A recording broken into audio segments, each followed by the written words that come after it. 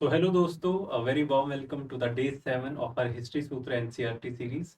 And in this lecture, we will be covering a very special kingdom from the medieval Indian history, which is Vijayanagara Empire. अब इस Vijayanagara empire या फिर कृष्ण देवराया के बारे में आपने पक्का अपनी जिंदगी में कभी ना कभी तो सुना होगा। This kingdom dates back to the time period of 15th century, जब इंडिया के अंदर, अगर हम नॉर्थ इंडिया की बात करें, जब पूरे इंडिया में तुगलक्स का राज था। तुगलक्स, अब आपको सबसे पहले तुगलक्स पता होना चाहिए कि क्या है। अगर हम ओवरऑल इंडिया की बात करें तो मिडेवल हिस्ट्री में अगर हम बात करें तो सबसे पहले आती है दिल्ली सल्तनत at a very larger level, जिसने ऑलमोस्ट फुल ऑफ इंडिया को कॉन्कर किया, एनेक्स किया। और इनके अंदर सबसे पहले आएगी स्लेव डायनेस्टी। दूसरे नंबर के ऊपर हमारे पास है Khiljis. At third we have Tughlaqs. In fourth place, we have Sayyids, and at fifth we have Lodhi's. आपने लोधीज का नाम जरूर सुना होगा। क्यों? क्योंकि जब बैटल ऑफ पानीपत हुआ था तो बाबर की लड़ाई इसी इब्राहिम लोधी के साथ हुई थी, जिसके बाद हमारे इंडिया के अंदर क्या आएगा? हमारे इंडिया के अंदर आएगा मुगल एम्पायर। तो आज जिस हम इस विजयनगर एम्पायर की बात कर रहे हैं, so it came into existence during the time of Tughlaqs. और जब मोहम्मद बिन तुगलक, एमबीटी, मोहम्मद बिन तुगलक इसको मैं कह रहा हूं, इसके द्वारा जब सदर्न स्टेट्स को इन्वेड करने का प्रोसेस शुरू किया गया कि हम पूरे सदर्न स्टेट्स को भी जीत लेंगे, पूरे इंडिया को अपने अंडर करेंगे, तो this was a reaction against the invasion that were happening from the north. And इस प्रोसेस में जितनी भी साउथ की स्टेट्स हैं वो इकट्ठी होनी शुरू हो गई। इससे दो हमारे को एम्पायर्स देखने को मिलते हैं during the 14 to 15 century. The one is Vijayanagar empire and the second one is Bahmani सल्तनत या फिर बहामनी किंगडम। ये मिडिवल इंडियन हिस्ट्री में अलोंग विद दिल्ली सल्तनत, मुगल एम्पायर के साथ जो other two important dynasties, another two important empire जो हमारे इंडिया में एग्जिस्ट करते थे, वो है विजयनगर और बहामनी किंगडम। अब ये जो दोनों किंगडम्स हैं वो खुद में लड़ते ही रहेंगे, क्योंकि जितने भी बॉर्डरिंग नेशंस होते हैं, जैसे हमारी पाकिस्तान के साथ थोड़ी बहुत चाइना के साथ डिस्प्यूट्स चलते रहते हैं, तो पुराने जमाने में भी क्या हुआ करता था, जब कोई दो बड़े एम्पायर्स की बाउंड्री मिलेगी, वो क्लैश करेंगे, कंफ्लिक्ट करेंगे अपने आप को एक्सपेंड करने के लिए, तो विजयनगर अपने आप को ऊपर एक्सपेंड करना चाहेगा और बहामनी किंगडम अपने आप को नीचे एक्सपेंड करता करता रहेगा। और इन दोनों में लड़ाइयां चलती रहेंगी, जिसकी वजह से अल्टीमेटली क्या होगा, ये जो पूरा विजयनगर एम्पायर है लास्ट में खत्म हो जाएगा, बहामनी किंगडम में डिसइंटीग्रेट होगा और वो 5 स्टेट्स के अंदर टूट जाएगा, जिसका नाम है अहमदनगर। अहमदनगर, ये आज भी टाउन्स एग्जिस्ट करते हैं, बेरठ, गोलकोंडा, बिदर, इस तरह से।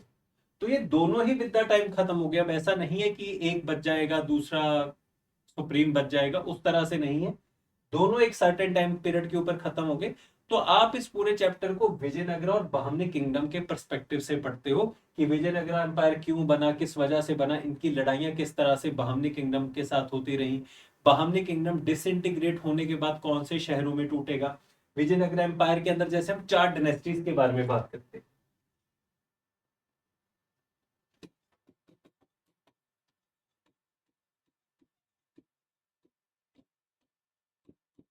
अब ये पूरा एम्पायर है। जब मैं किसी चीज को एम्पायर कह रहा हूं, उसका मतलब ये नहीं है कि एक परिवार ने रूल किया।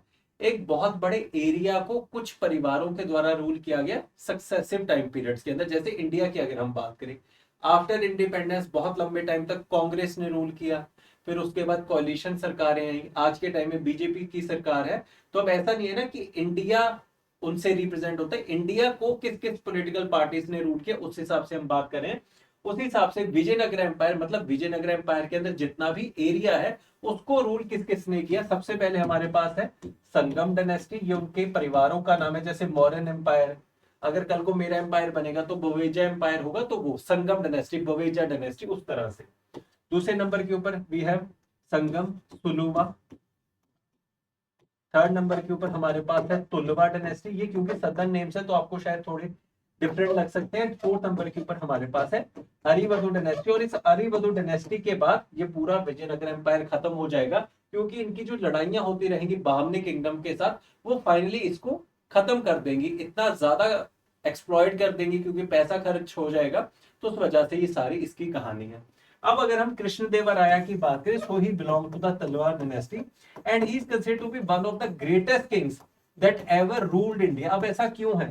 Because of his contribution to the culture of India, क्योंकि इनके द्वारा जो पोएटिक वर्क्स लिखे गए, अमुक मन्याड़ा, इस तरह के आप चीजों के बारे में पढ़ेंगे। इनके टाइम पीरियड के अंदर जो टेम्पल्स का कंस्ट्रक्शन किया गया, जिसको आप विजयनगरा टेम्पल्स या फिर हम्पी के टेम्पल्स कहते हो, वो आज के टाइम में यूनेस्को वर्ल्ड हेरिटेज साइट भी है। वो हमारी कल्चरल हिस्ट्री को रिप्रेजेंट करता है। तो इस वजह से विजयनगरा एम्पायर को हम बहुत ज्यादा स्पेसिफिक इंपॉर्टेंस के साथ पढ़ते हैं। एट द सेम टाइम इसके ऊपर ऑन एन एवरेज हर साल क्वेश्चन पूछा भी जाता है, let it in be prelims और बी इन मेंस।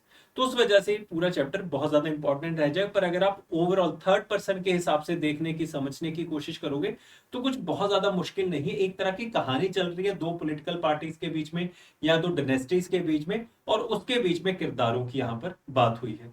अगर आपने अभी तक लेक्चर को समझा है, ये लगभग 50% ऑफ द नॉलेज जो आपको पता होनी चाहिए मैंने इसके अंदर ही देने की कोशिश की है। और आप जब एनसीईआरटी के इस चैप्टर को पढ़ेंगे तब भी आपको समझ में आ जाएगा। जो मैंने आपको मैप के थ्रू समझाया वो यहाँ पर आपको दिखाया हुआ है। ये हमने केरला के छोटे से एरिया को क्यों छोड़ दिया, क्योंकि यहाँ पर त्रावणकोर का साम्राज्य था, वो आप अलग से पढ़ोगे, अभी आपको ये बहुत डिटेल में जाने की जरूरत नहीं है। तो उसी वजह से कह रहा हूँ कि जिस चीज के ऊपर आप फोकस कर रहे हो, मान लीजिए आप विजयनगर एम्पायर को पढ़ रहे हो, तो आप ये टेंशन मत लीजिए कि ऊपर क्या चल रहा है। आप अभी के लिए सिर्फ उस चीज के ऊपर अगर फोकस करके उसको समझ लेंगे तो ये अपने आप विद द टाइम चीजें कनेक्ट हो जाएंगी। और अगर हम बहामनी सल्तनत की बात करें, जब आपको ये पीडीएफ मिलेगी तो आप उसमें देख भी सकते हैं। तो इस जगह के ऊपर रहा बहामनी सल्तनत। तो ये पूरा चैप्टर उसी के बारे में है, उसी की कहानी है। And over here we have Bahmani kingdom. ये विद द टाइम डिसइंटीग्रेट होगा। मैंने आपको मोहम्मद बिन तुगलक के बारे में बताया कि उसकी वजह से यहाँ पर नीचे ये स्टेट्स बने थे। तो each and everything has been explained. So this was in a nutshell a summary about the day 7 the chapter that you will be reading। और फिर अब हम day 8 के अंदर मिलेंगे। Thank you so very much।